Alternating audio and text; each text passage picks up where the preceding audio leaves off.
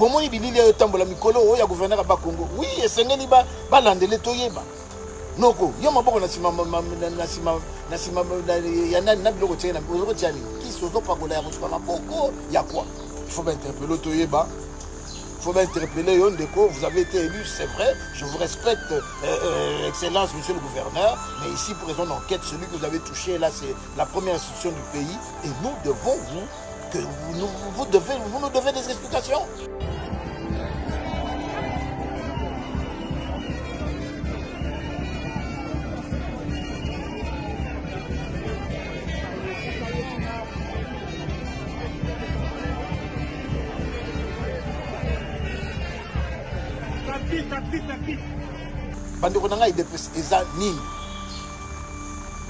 Comment vous ne pouvez pas prendre la mesure?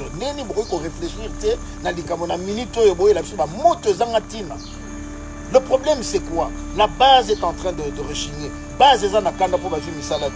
Comprenez? C'est facile aux yeux mais comprendre que Abunda, Azotalo, donc les gens voiture, waouh, il y a peut-être à reconnaître.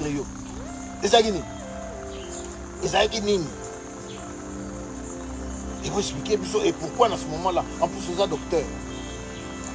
Ceux qui t'ont battu le Mokondia, tu t'ont battu la nani. Pour eux, tu as censé battre la biso. Et c'est réciproque. La Bible nous demande de prier pour Bato Yonzamba Tomboli. Nous prions pour lui et nous agissons pour lui. Donc, les Kamwango Boka Moite, raison d'enquête Salema, dans la papa, elle a été soutane, il a habité sur Azali, ceux qui Naza, ceux qui Monseigneur, To, Naebi, titre Nae, Nani, Néclès en Abangote, mais Ali important, Baeba, tout comprendre. On les aide Kambolika qui, je crois, dimanche, attend au chef de l'État qui est qui na Congo. Kodiasimo vous propose un crédit immobilier. Vous êtes du Congo ou de sa diaspora? Vous désirez devenir propriétaire en RDC et faire construire votre maison en toute quiétude?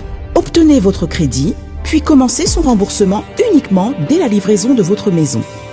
À la Cité Kimia, nos maisons seront toutes construites aux normes internationales. Située à seulement 25 minutes de l'aéroport de Njili, 10 minutes de Safari Beach, au cœur de cette cité moderne, vous y trouverez aussi un centre commercial avec plusieurs commerces de proximité. Nos bureaux sont situés au 173 avenue Mutombokachi, dans la commune de La Gombe, référence rond-point Forescom. Venez dès à présent réserver votre lot dans ce nouveau havre de paix à Maluku, ce nouvel Eldorado au Congo. Kodiasimo, la meilleure adresse pour construire la vôtre.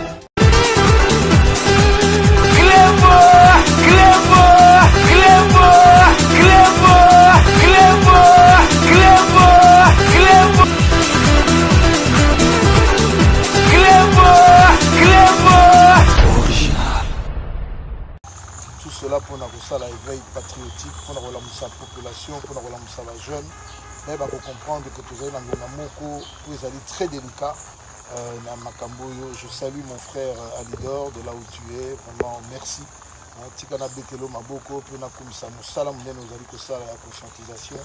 Vous allez parmi les communicateurs, Musala, Penaebi, Ofele, Poète Mokilumba, et vous allez coller Kalambo, Kanabiso, RDC. Continue mon frère Alidor. Ça va payer, je crois que pour Zosala, celui qui va ignorer en gros, Nzambe, Ayebi, après Bakopambola. Na zongeli Kolobete, le 4 décembre, tu as la course Monene Awa, course Yabamateur, 120 km, circuit na Katia Gombe, pour éviter le trafic, il est très difficile dans la ville de Kinshasa. Peut-être la course Mouraba vétéran, le même jour, par à 40 km, la Bissot, le dit, vétéran. Banda de 50 ans Tikuna Likolo, peut-être la dérogation sur le Salema pour certains. Et Mokolo, Yango, P, les sous-sous, on a combat boxe, 12 combats boxe amateurs de Salema avec un main event,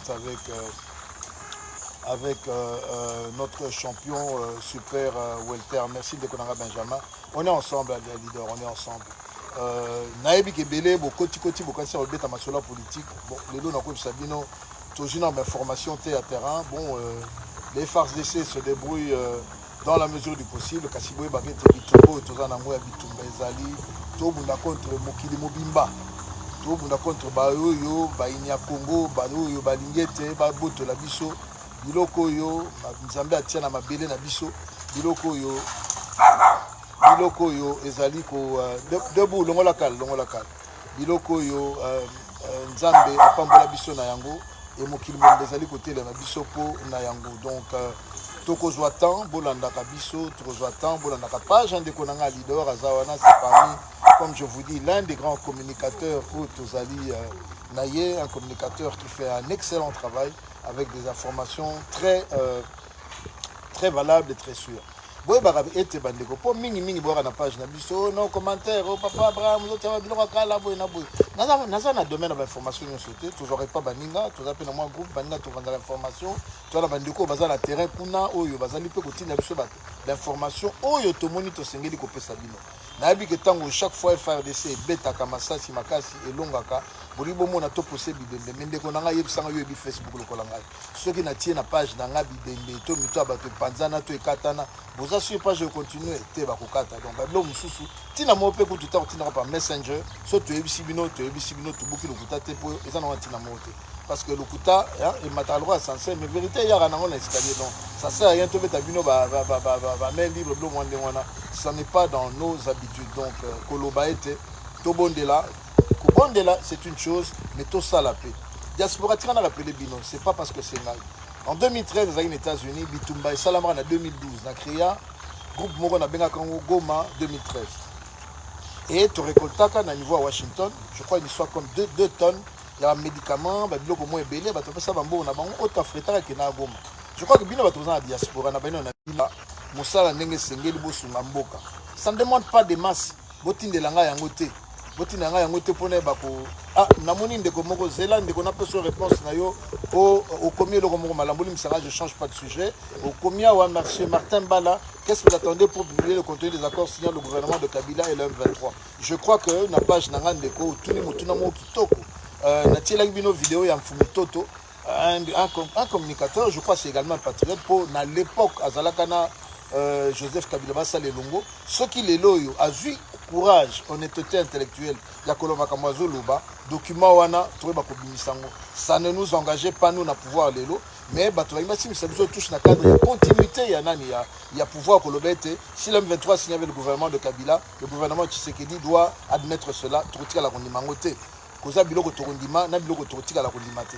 Donc et ça en aucune façon et boyo qui est chef d'état lobby, pas de négociation avec le M23. Quoi contenu, je crois que ndeko nani zonga na page na ngai na tiango na likolo ya ba posting na nyoso landa moi vidéo aneza mulaite eza na TikTok c'est environ je crois 2-3 minutes ndeko fumutoto a lobé makambo na ndenge sengeli bandeko na biso Kabila c'est le moment va expliquer bisoni dans ba salaki pour banga bazo avance ko lobete non nous on a signé avec le M23 on a fait ci on a fait ça on n'a jamais signé quoi que ce soit avec eux je crois qu'à l'époque il va professeur Mbata Bayaka Soyi na Kinshasa, les Zaka Nikamo, les top secret, Badien Sauvé Bagité, mais je crois qu'en définitive, Batika la Rozoa, au Bazali Koluka, Bazouate. Et Bandeko, on a au Bazali Mingi Ba Rwandais, ce Bazali Kansete, et Bissot, tout à l'heure, Mbaloko, la Batoire du Bosso, le Kutana Bango, Toko Beta Nana Bango, Kino Mokolo, Mokonzamboka, au travers du Parlement, pour décréter que Bitouma venait Bandi à Solo. Je ne crois pas que Kigali, qui est à 156 km de Goma, Toreko Bika. Je ne crois pas. Je ne crois pas. Je ne crois pas. Donc je crois que dans Ngonga Oyo, tous à la bateau, bazo sala, bakomi, bakoma. Bato misala, basala. Bato ba Congola Rambongo, bakongola. Bato ba buna na terrain, ba buna na terrain. Tout Congolais, de père ou de mère, Oyo Azali, Koyeba était Mboko Zamboka nae, et Sengala est bakotelema. Nous éparpillons au Talabiso, Sotengan de la limité. Pour battre Moutako Bengo na Walikali, Moutako Bengo Bouna, 2-3 heures du matin, et Sengalo yamba téléphone pour information qu'on peut savoir vital. Tozo Okebele, oh Bakoti, oh Bazana na Bakongo, oh Babimina Bandundu, oh Babimina gauche à droite. To kimite Tozala Awa. Ce n'est to papana, toko papana. Ce n'est pas to comme appelle Kuluna pour na ndenge, to sauver Mboka toko bimisa Kuluna, ya qui intellectuel pour to bete, Munguna Kozonga Sima. Donc Awa, Zali Kamabele, Zali Kamboya, oh Boete. Non. Donc, côté wana, mettez vos sentiments de côté. Papa Abraham, côté peine armée, je vais avoir 60 ans demain, je n'ai pas honte. Notre entraînement dans Ngayawa, Nazana Somote, na Massassi, na Beta, comme aux États-Unis, tout coup, je me souviens quand le maréchal est parti. Tout ça déjà armé, tout Beta Massassi. Donc, tout ça, na Somo, na Ngote, pour nous défendre Mboka, tout ça, tout ça, là-bas, na Bisso, Bakoko, na Bisso, où est Sengé, le col héritage. Donc, ici, nous ne sommes pas des petits peureux qui allons nous dire, voilà, Massassi, Beti, tout Kim, tout ça, Poto. Non. Moi personnellement, non, Nazawa, Turobunda, Toba, Telamboka. Bitumbo, je vous rappelle ou bien je vous informe, Natango Bimara, Natango Mzé Laurent Désiré Kabila, nous n'étions pas d'accord avec lui politiquement, mais Tango Izwa Kamboka, nous nous sommes solidarisés. Faut que tu Munguna Libanda. Bisoto Viva 98, Tozanga Maïna Kisasa, Tomonaka, Tozanga Courant, Tokembaka, Tosomaka, je me souviens. Hein? Nasomaka un jour, Liboke, ceux qui. Yanan, il y a Liboke, il y a Makala, $10. Là quand on a délevé donc tellement que les gens sauté, on a dit dans la poche, na bomika na bibo pesanga, même si $10, maman a souhaité que l'angana a pambola, tout ça pour essayer de manger. Donc chacun d'entre nous, toebi makamni tout ça ko subir. Na S et RDC, azokima. Imaginez ça ndeko. Que moni papa Bitumba et Bandi, Akimi, peut-être moi si na moi na moko, baké direction moko. Moi na muso moi mukolo Akimi na baninga naï. Papa Akimi peut-être na moi si koto, famille moi ngani. Baza wapi. Est-ce que vous vous êtes déjà posé la question? Dans quelles conditions bandeko na biso baza na est wana bazo vivre? Le na bazamba. Epe sokanda ya osa musala. Pas comme bikomela, epe sokanda ko loba non bon, biso to bana mukro, ou bien to bana ligue, ou bien to bana ya na ebite ya buka ya nini ya manyema, to bana ya Kisangani. To sala moins effort to Kongola, to so mata 10 sacs ya Masangu, to so mata 10 sacs ya nani ya Madesu. Tout affectant tout en armée. À l'heure actuelle, c'est ce qu'il faut. J'aurais eu un fils à l'âge de en armée, en affananda pour n'angate. En affandate, moi, na soza makila nanga lève-toi, ngamona que nous tikayo, na lomate mendima yango, la ta tenu pour nekolo, parce que les autres sont à niveau wana. Et puis na boy, pour ce temps, ça va dire quoi diaspora, non, non, tu la bango. Je vous respecte beaucoup. Ndeko me respecter, tout à l'heure, ta elamba, voilà ta sokoto, ya blaguete, ya blaguete. Et na minute oyo, c'est ce qu'il nous faut. Tout l'axibino bilili, ya bandeko, bandima, basta mi bal kokota na armée. Mais il est grand temps. 100 millions d'habitants, les lots, on a une distraction Coupe du Monde. Mais qu'est-ce que j'en ai à cirer de votre Coupe du Monde à la con? Qu'est-ce que j'en ai à cirer? Banya kuna ba fandi, ba ali ambo, na bango, ba ali ba frites, ba omelette, na tout ce que vous voulez. Yopé, limbisanga na lo babongo, na kibolole ka ofandi kaka don, on t'a la match à Cameroun. Match à Cameroun est allé na nini, mboka no bitumbeza na est. Expliquez-moi nan.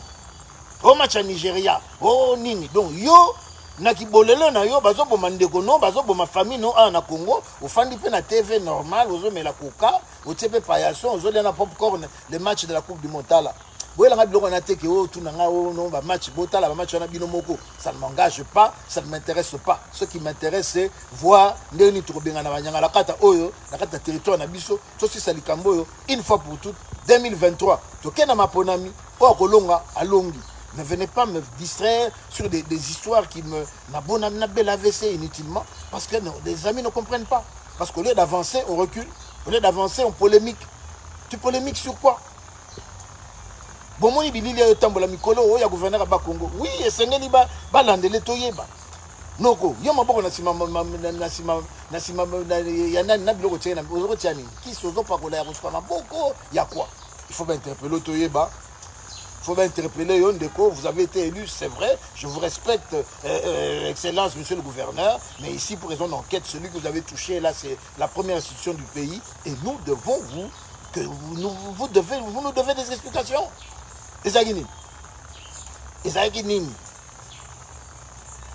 vous expliquez, et pourquoi, à ce moment-là, en plus, vous êtes docteur.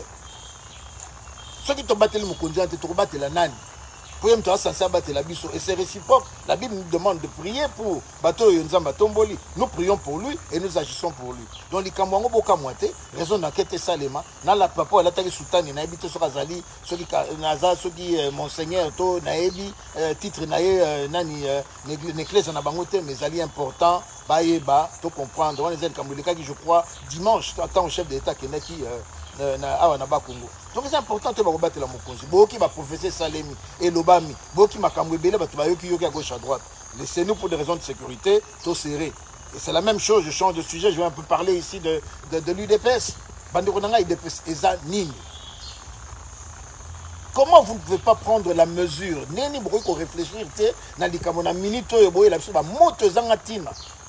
Le problème, c'est quoi? La base est en train de rechigner. Base est en train de misalate. Comprenez?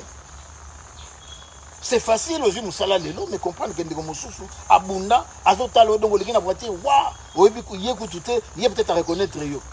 Peut-être qu'elle a 1000 francs dans poche ou 2000 francs. Tout ce que je veux depuis 4 ans. Il peut avoir moins clair. To bunda, to maïe les salas, to yeba. Comment nous pouvons caser la majorité et arrêter de créer un problème inutile qui va perturber le pouvoir que nous avons, qui va aujourd'hui nous distraire sur des choses internes qu'on peut gérer.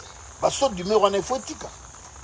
Mutawa kwenda, oui, alobaki mabe, nalandaki, alobaki bien, mais c'est un bouta. Tout le que les solutions, tout le monde tout avancer. Nous sommes en guerre, mes chers amis. Nous sommes en guerre. Peut-être yo lelo l'ambobimaka, au bimna climatiseur andaku, au côté climatiseur y a voiture, aucun bureau climatisé, aucun réunion climatisée, tu ne te rends pas compte. Tout n'a biso bateau, tout ça libanda, tout ça utala, tout ça vivre. Aujourd'hui, j'ai cette grâce d'être dehors, de rencontrer des gens, de parler avec des gens, de vivre ce que vivent le quotidien des Congolais. Et Botirana Loba, je le dis, c'est le fond de mon cœur. Ce n'est pas un discours, comment ça s'appelle, populiste, non. Tout ça n'a pas ça, tu vas arranger derrière le chef de l'État, tout compte dit maté. Kemboka Mouké, le la Rwanda, même ceux qui va du secours à Libanda, messieurs, il est grand temps. À grands mots, les grands remèdes. Les Rwandais nous promènent, les Ougandais nous promènent. Bon, nous sommes éviter ce bazar marketing. Bon, dans le bien, bisonde ba yuma na bango. Toi yuma na bango te. Toza peut trop tikala ko za ba yuma na bango te. Donc il est grand temps, patriotiquement, mes frères et sœurs, que nous puissions nous lever comme un seul homme. Il y a des gens qui ont fait des coin. Oh, et talibino. Ah, et talibiso. Pour faire des mango, il y a des poto. Aux assises, il y a des gens qui sont brisqués, il y a des baby. Mango, il y a des katani, on continue le bando, le ban. Si tout le monde a dit ça, il y a un peu de naba. Donc arrêtons d'être irresponsables. De quoi bateau et singulité. Premier ministre a kékouna nani na francophonie. A boycotté. Oui, c'est normal. Bon, moni a télémina Macky Sall, président de l'Union africaine. Oh, Talayaguna, Asagi Boyeko Koseka. Moi, je n'ai pas vu le Premier ministre Koseka. Ce que j'ai fait intellectuellement, c'est d'aller voir. Qu'est-ce que ça signifie tant que moto a télémi Azuma Boko, a Tiena Sima Mukongo. Allez Google Élysée. Quelque part, dans mon lobby, moto a tué Ramaboko, a tiré Nasima, et ça a mis une attitude à professeur. Et là, ici, auteur Nabango. Et là, ici, était Ngaïnde Naza. Et l'accès est à communiquer Nabino au moyen qu'il y a encore. Allez chercher. On cherche des polémiques là où il n'y a pas. Quand il y a une avancée, vous critiquez. Mendeko.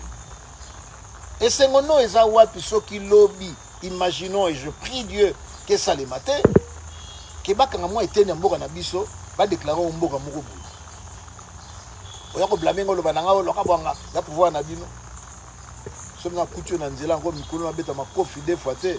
Noko nanga bobenga mbila bobenga mbila pour les vents kutoya loba bino zala o na ebi yo Martin Bakoli na osala rien nous sommes Martin Bakoli était keba ya menace na kangi porte. Mais je reviens à dire d'une manière sincère, je vous parle, je ne menace personne. Il est grand temps qu'il y ait un sursaut d'orgueil, il y a le roi Jomo qu'on a parlé na bino en vouké bino sigo atia papa na bino misapi yo po fandika ozotala. Papa, oh, Noko. Violation à domicile. Oui, au côté dans le pont, au côté dans le pont, on a biso. Marqué papa n'a pas koufo, non, je m'y sabotier. Tout est permis. Soki libanga, soki nini. Nakobi makuluna. La lobby nakobi makuluna pour nako papa yo deux fois parce que touché na oyazanga. C'est ce qui se passe aujourd'hui. On doit être des coulons intellectuels, on doit savoir réagir. Moukile comprendre que non, vous avez touché là où il ne fallait pas toucher. 100 millions d'habitants, ridiculisés par un petit voisin. Et sur Facebook, dans les réseaux sociaux, il y a des conscientiseurs, il y a des petits moqueurs, il y a des petits sortes de taper la souche na bango, au moins des bâtons, neti. Vous avez des origines douteuses et vous ne voulez pas qu'on combatte pour notre pays? C'est quoi ça? Bino banane. Bino banane. Attention, tu as poigné à 300 personnes pour combattre. Tu as 300 et nous allons livrer ce combat. Et tu as parce qu'à un certain moment, il faut essayer d'être aussi spirituel. Pourquoi Dieu a-t-il permis que l'économie n'a pas matabongo, tout récolter bambongo et belé? Et je disais à quelqu'un hier, tu sais quoi? Cette guerre nous est également bénéfique. Pour la seule et unique raison que maintenant nous allons penser à reconstruire notre armée. Nous allons penser à équiper notre armée. Nous allons penser à remettre de l'ordre dans une armée qui était infiltrée à cause de ces nombreux brassages. Au coup de na zamba lati ba bot, ba benga kuna colonel ay koto ebi ate loko moko te kotanga carte yebite. Kotanga plan yebite ko tu français pamba yebite, na koto kana cadre basa ba bamie peta colonel. Un véritable mbokatier alonge bot ba pese sapata kuyi. Et puis ça va monter comme bon à papi. Non, il est grand temps, mes chers amis, et on va se relever. À chaque jour, à chaque chose, malheur est bon. Et comme les biso, nous sommes allés pour nous récupérer, au bazo kufaka, à cause d'un déconayo. Donc ne pense pas que parce que bateau fait la massissi, à talioté. Tout le monde à massissi ne sont pas que des frères du Nord Kivu. Tous au bakufa na bazab étranger. Parce que dans la Tambola, dans les opportunités, il y a des frères partout. Bah Congo, bazana Massissi. Bah Louba, bazana Massissi. Bangala, bazana Massissi. Bah Yombe, tout ce que vous voulez. Non. Et comme ma souci Nabino, quand vous mettez un calendrier, vous croyez que le M23 rwandais, na minute, bah on la match à Cameroun. Bango, bah on a match au Lelo. Bah Bongisio, non, ne me parlez pas, attendez le match. Arrêtez ces commentaires ridicules. Yango, bah Bengabiso, bah BMW. Vous voyez, bah. Bateau Bengaga, bière, musique, Nabasi, BMW. C'est comme ça que les Rwandais nous ont traités. Et puis, vous ne savez pas faire un sacrifice. Vous ne savez pas que parce que ça, la choix dans une armée, anima qui est une armée. Et puis, si Kazawana a tiki famille, moi, si Nabana. Dans la condition, peut-être y a yolé là. Vous attendez à Mawapona yete, vous attendez un esprit teponaye, yo, na soir reçu, non, bah, massa toko ta nesika songolo, na bar songolo, tokota la balle, et après match trop critiqué, les Allemands ont gagné, je crois que Lionel Messi, Cristiano Ronaldo, tala. Omoni, pardon, abona loba, peut-être le natongo naza un peu, hein. Mais ne m'attendez pas à un discours mielleux qui va vous faire plaisir en costume cravate assis dans un coin pour paraître, parce qu'il paraît que pour beaucoup d'entre vous, un homme politique c'est celui qui s'assied, costume cravate et qui parle monophrasé, malembe. Non, c'est la tchatch ça. À un certain moment, il faut taper du poing sur la table, purée. À un certain moment, il faut dire ce qu'il y a. À un certain moment, il faut choquer, il faut frapper, il faut bouger les lignes. Et ça, c'est important. Et moi, ce matin, je vous le dis, il y en a qui ne sont pas contents. Mais si tu n'es pas content, frangin, tu sais quoi, tu vas quelque part là sur la droite, tu te déconnectes. Pour ce temps, peut-être tu yom, tu as aussi une nature amie na page dans les angatin. Alors, il y a une dignité, une moralité, j'en ai pas besoin. Tu te tires, tu vas ailleurs, un des partis sans te retrouver. Vous comprenez? Donc, il y a une gravité. Naïbi que Nzambe bateau y a tié, Nanzela Nanga, Bakutoswana Bango. Bateau babi que non, Biso n'est pas véritable patriote, Biso est un véritable résistant par rapport à Makambo Salima Mokeli. Tant na Biso Koki. La bosse n'a guerre, n'a évité le Russo Poutine à Sakini, non, on a Masola Poutine, n'a pas Mastanae. Masolo yaba Ukrainien, ya Bango. Masolo yaba Malien, ya Bango. La minute, on a ça, Masolo 2 345 000 km². Point barre. Qu'est-ce qui se passe chez moi? Comment nous avançons, comment va mon peuple qui est à Goma, comment va celui qui est à Kibumba et ailleurs. C'est ce qui m'intéresse et c'est ce qui doit t'intéresser. Nos conversations doivent changer. On ne peut pas continuer, non. Tu es la moi moko, alikambage rwana, etali bisote, etali fachi. Oh, etali fachi. Panogo. Vous voulez maintenant donc vivre dans un bogo yo. Car moi je me souviens maréchal Hakim na troupe na j'étais à Kim. Quelle honte vous êtes chez vous, comment on a pu être si ridicule? Comment on a pu se faire prendre comme ça? Un libérateur, trop bazabana. Il va vous tenir ma belle, facile. Oh non, Fali. Oui, il est grand temps. Je lance un appel. Fali, Ferré, Binotou. Pour le banan est Binoté. Non, à un certain moment. Bravo, Maître Gims. Tu as mérité ton passeport diplomatique. Et bien là, tu as au karaté. Il tourne en boucle. Il a parlé de Croix-Gamé. Il a parlé. Il est grand temps. De l'auto-souma, tout élément. faut sentir dans le mur à Congolais qu'il y a une volonté, que les Congolais veulent s'en sortir, point barre. Signez-moi le Moko. J'ai dit, réveillez-vous. Diaspora, réveillez-vous. Ceux qui sont à Kine ailleurs, réveillez-vous. Réveillez-vous. On a besoin de ton travail à Mibali. On a besoin de nos Mibali. On a besoin de faire un Kigali. On a besoin de faire boule Moroboye. Parce que c'est ma coquine à Mindele. Mindele, ça s'habille. On a besoin de banga. Et là. Oh. Et ma petite nana innocente. Yumano Kara. Yumano. Ah. Yumano Nani. On a bissoté. On a bissoté. On a chrétien sur le passage. 60 ans de ma énergie. Je fais mes 4-5 entraînements par semaine. Je me pose la question avec mes petites filles de 4 ans. Est-ce que ça, je mérite qu'il n'y ait pas sous les drapeaux? Parce que là, c'est un motorisé de ça. Même le rôle en 60 ans, vous avez un esprit, vous avez un symbole. Vous voyez, c'est un état d'esprit, c'est un mental. J'ai un mental de gagneur. Nous sommes la Bible. Dieu nous dit, par ailleurs, vous êtes plus que vainqueurs. Mais plus que vainqueurs, et ne venez pas me dire, oui, on va jeûner. Jeûner, prier, oui. Israël, dont nous vantons. Israël a des missiles. Toute la population israélienne, elle est armée, elle est militarisée. Donc il est grand temps, tout la mouka.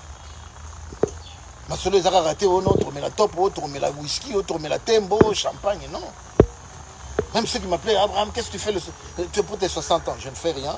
Kabana va rappeler à ton papa, on va souffler des bougies. Oui, je vais sûrement souffler des bougies, mais je me vois mal en train de fêter avec face, là, tu peux me pour j'ai 60 ans, en attendant, qui boum, il y a quoi là? Il y a quoi? Il y a quoi? C'est quoi la fierté? Toi, tu te réjouis pendant que les autres sont en train de souffrir. Non, il est grand temps peuple congolais comme Nalubia, Bolim Sanga, j'aime bien le football, mais on la montée. Au contraire, c'est ce que je suis en train de faire avec une des parties à Batunangaï. Oh, tout ça, voilà, regardez là, regardez. Au moins de sacrifice, ils sont là sur les vélos parce que nous allons avoir le 4 décembre de cette année une journée d'éveil, de soutien à nos phares d'essai. On va le faire à travers le sport. Torbeng, ça va sportif. Nous allons voir une course de 120 km. Nous allons voir de la boxe et autre chose. Quand les gens vont venir, te rappeler Bango, à la jeunesse, à d'autres, ce qu'a lieu de faire. Au travers de cette manifestation, j'en ai oublié, il y en a un ici. Encore, au travers de cette manifestation sportive, nous allons faire passer le message à la nation pour dire que Bisso Tozali Bilengue, disons Bango, Bisso Sokoli, Tozali Wana, nous voulons soutenir les phares d'essai, nous voulons faire un travail. Yango Moni Baljen, Bango Wana Baro Balolaka, Nani, Bapedala, ça fait très mal, hein, je ne vous cache pas. Le vélo, il faut vraiment se lever tôt. Et nous allons voir cette course de 120 km dans les artères de Kinshasa. Nous allons voir 12 combats de boxe. Nous allons également avoir une course de vétérans. Nous sommes pas vétérans, tout ça, la Pénignona, avec pour but un seul message. Tous à la soutien. Il y avait phare d'essai, soutien à la première institution de la République, soutien à Mbogala Bisso, RDC. Voilà ce que je tenais à vous dire aujourd'hui. Peut-être que nous sommes dans l'Obia et gêner Bino et déranger Bino. Et vous allez indulgent. Le vrai Abraham, c'est l'homme que vous voyez devant vous. Les Athénas à la septisé dans un super beau costume. Ça fait 60 ans que j'en porte. Je ne crois pas que ces costumes vont m'emporter au ciel. Au contraire, si je combats pour la justice, pour la vérité, si je combats pour l'égalité de droit, et si je combats pour la protection des hommes et des femmes, je crois que je serai dans le combat que Dieu m'a demandé de faire. Voilà, je vous aime beaucoup, c'était un peu long, mais la Mouka Ndeko, vous êtes là, et le Kandénini, mais bima na distraction, s'il te plaît, bima na polémique, s'il te plaît, Sala Oyo Monique, ceux na Sali Oyo, RDC reçoit 1+, merci. Ceux qui, tout Samaki, Limbisanga, facilité de l'avant, c'était l'objet de mon message du jour. Voilà, il est 10h27. 25 à ma montre. Nous sommes le mardi 22 novembre. Demain, votre vieux va avoir 60 ans. C'est une grâce. Nzamba Pessina, Bambolina, et Bélé ajouté. La commission Nzambé pour la Kimaka, Nazana Okonomo côté, Nanelaka Kisi à mon côté. Parce que tout le roi je suis en bonne santé. Ça, c'est une grâce que Dieu m'a donnée. Au travers quelque chose que j'aime, c'est faire du sport. Voilà. Encore une fois, merci pour tout. Bonjour chez vous. Ceux qui fêtent comme moi leur anniversaire demain, bon anniversaire, ceux qui le fêtent aujourd'hui, joyeux anniversaire, et dans la conscience, extravagance, on a un petit amourité, la bolobito, mais là, c'est après Bolangwe, Bolangwe, le 24, ça fait mal, ça sert à rien. Donc je suis conscient, il n'y a pas de fête chez moi, donc pour ça, là-haut, dans la modestie complète, la compassion, en pensant à ceux qui, à l'extérieur, sont en train de souffrir, et surtout à ceux qui sont au fond. Je vous aime beaucoup, je vous dis ciao, God bless, bye bye. Sepela TV ezali décodeur ya Banamboka. Sepela TV différence nango ezali na ba décodeur mususu o tozalaka nango na kati ya ndaku. Sepela TV botala ngo ezaka mukie. Eza mukie olingi ko voyager ozu yango o voyager nango. Parce que ba décodeur o biso tozalaka nango evandika na ndaku mais Sepela TV déjà eza mukie botala ozu o kolisi yango ka na poche. Na kosi na poche à veste o voyager o memi yango partout dans le monde ici kazo kende. Donc on a besoin il y a câble HDMI, courant na internet. Internet est comme partout, courant zalaka partout. Donc ils en a plus de 500 chaînes yo surtout ya kitoko. Bilengi ba choix ya congolais kaka mutaoye bango. Donc congolais kaka mutaye bango.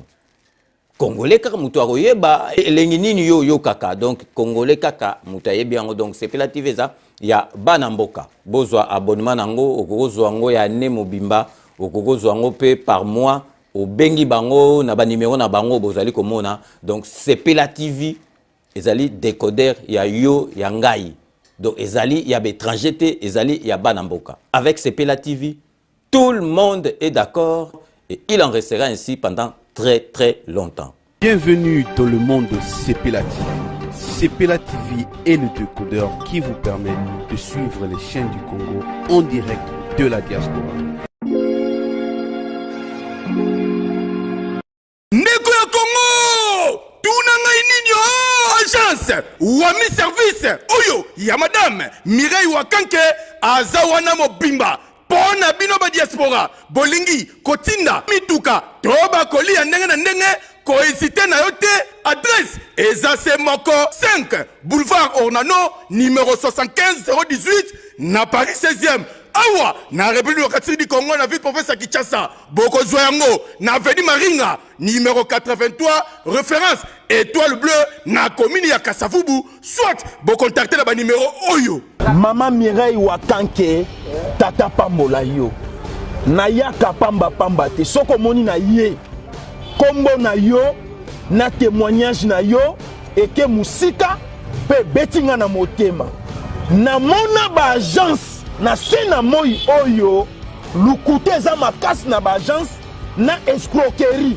okomona mosali ya nzambe asali pe publicité batu bazotala me agence na bango vérité ezate na moni mituka na moni bilamba na moni bakoli nyonso batu batindaki ndenge bayebisaki nga yaka kokontrole na kontrole na moni musala oyo sala Wami service libote na nzambe bisika ya kotinda biloko eza na Wami service. Oui, yaboye ezalate ndeko kosazardete agence ezakaka moko Wami service ya madame Mireille Wakanke atie la disposition ya ba diaspora nyonso pour que boko misaka bakoli na bino mituka na bandeko o baza na Afrique avec impact na idéologie Wami service pardon maman Mireille Wakanke balinga pe ba congolais boyete prix ya mobobé Wami service c'est pas Mireille Wakanke. Wami service frappe na le frappe na retour.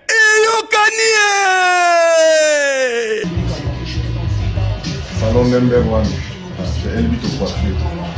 Tu coiffes avec sourire, tu coiffes avec noblesse. C'est elle te coiffer.